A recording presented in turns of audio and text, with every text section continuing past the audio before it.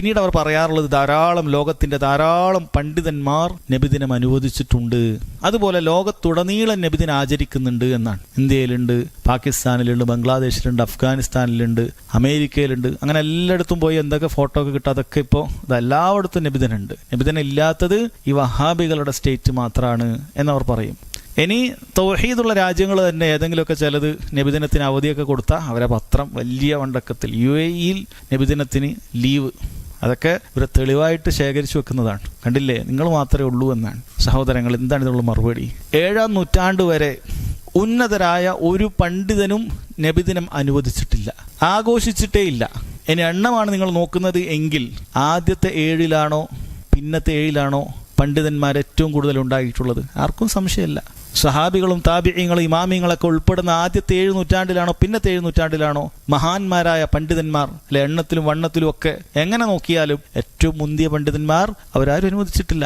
കാണിക്കൂ തെളിവ്. കാരണം ദീനിൽ ഒരു കാര്യം ചെയ്യാനാണ് തെളിവ് വേണ്ടത്. അവർ ഏതെങ്കിലും ഒരു പണ്ഡിതന്മാർ അത് അനുവദിച്ചതായി കാണിക്കാൻ സാധിക്കുമോ? ഒരിക്കലും സാധിക്കുകയില്ല. മറിച്ച് അവരെല്ലാവരും ബിദ്അത്തിനെതിരെ ശക്തമായി എതിർക്കുന്ന ആളുകളായിരുന്നു. അപ്പോൾ എണ്ണം ഒന്നും വിഷയമല്ല. ഇനി ശരീഅത്തിൽ ഒരിക്കലും എണ്ണം തെളിവുമല്ല. ദീനിൽ എണ്ണം കൂടിയതോ കുറഞ്ഞതോ കൊണ്ടിട്ട് ഒരു കാര്യം ജായിസാകുകയില്ല, ഒരു കാര്യം ഹറാമാവുകയില്ല. ഒരു കാര്യം ചെയ്യാൻ കുറച്ചാളേ ഉള്ളൂ, അതുകൊണ്ട് അത് ഹറാം എന്ന് നമ്മൾ പറയില്ല. ഒരു കാര്യം ചെയ്യാൻ കുറേ ആൾക്കാരുണ്ട്, അതുകൊണ്ട് അത് ജായിസാണ്, അനുവദനീയമാണ് എന്ന് നമ്മൾ പറയുകയില്ല. മറിച്ച് ദീനിൽ ഖുർആനിലുണ്ടോ സുന്നത്തിലുണ്ടോ എന്നുള്ളതാണ് തെളിവ്. എന്നിരുന്നാലും അല്ലാഹു സുബ്ഹാനഹു വ തആല പറഞ്ഞ ചില ആയത്തുകൾ നമുക്കിവിടെ ഓർക്കാം. വഇൻ തുതി അക്സറ മൻ ഫിൽ അർളി യുദില്ലുക അൻ സബീലില്ലാഹ്. ഭൂമിയിൽ അധിക ആളുകളെയും നീ പിൻപറ്റിയാൽ അവർ നിന്നെ പിഴപ്പിച്ച് കളയുന്ന ആളുകൾ ആയിരിക്കും.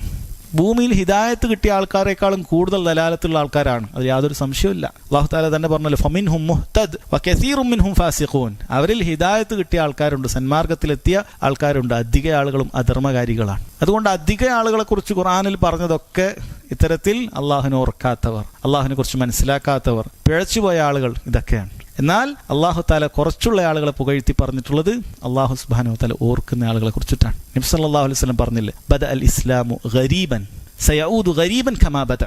ഇസ്ലാം വളരെ അപരിചിതാവസ്ഥയിലാണ് തുടങ്ങിയിട്ടുള്ളത്. വളരെ കുറഞ്ഞ ആൾക്കാർ, എണ്ണാവുന്ന ആൾക്കാർ മാത്രം. എവിടെയും ഇസ്ലാം ഒരാൾ സ്വീകരിച്ചു എന്ന് കേട്ടാൽ പീഡനങ്ങളും പ്രയാസങ്ങളും ബുദ്ധിമുട്ടുകൾക്ക് മാത്രം. അങ്ങനെ ഒരു അവസ്ഥയിലാണ് ഇസ്ലാം ഉണ്ടായിട്ടുള്ളത്. സയഊദു ഗരീബൻ, അവസാനത്തിൽ എന്ത് സംഭവിക്കും? അതേപോലെ തന്നെയാകും. കമാബദ, തുടങ്ങിയ പോലെ തന്നെയാകും. ഇസ്ലാമിലും സുന്നത്തിലൊക്കെ ഉള്ള ആളുകൾ, യഥാർത്ഥ ഇസ്ലാം ആചരിക്കുന്ന ആളുകൾ വളരെ കുറഞ്ഞ അവസ്ഥയിലേക്കാകും. ഫതൂബാ ലിൽ ഖുറബാ. നബി സല്ലല്ലാഹു അലൈഹി വസല്ലം പറഞ്ഞു, ആ കുറഞ്ഞ ആളുകൾക്ക് സന്തോഷ വാർത്തയുണ്ട്, സ്വർഗമുണ്ട് എന്നവിടെ നിന്ന് അറിയിക്കണം. അല്ലാഹു തആല നമ്മൾ അതിൽ പെടുത്തുമാറാകട്ടെ. അതുകൊണ്ട് എണ്ണം ഒന്നും കുറേ ആൾക്കാരുണ്ട് എന്നുള്ളതൊന്നും നിങ്ങൾക്ക് തെളിവിനുള്ള കാര്യമല്ല, തെളിവിനുള്ള മാനദണ്ഡമേ അല്ല എന്ന് മനസ്സിലാക്കിക്കൊള്ളുക.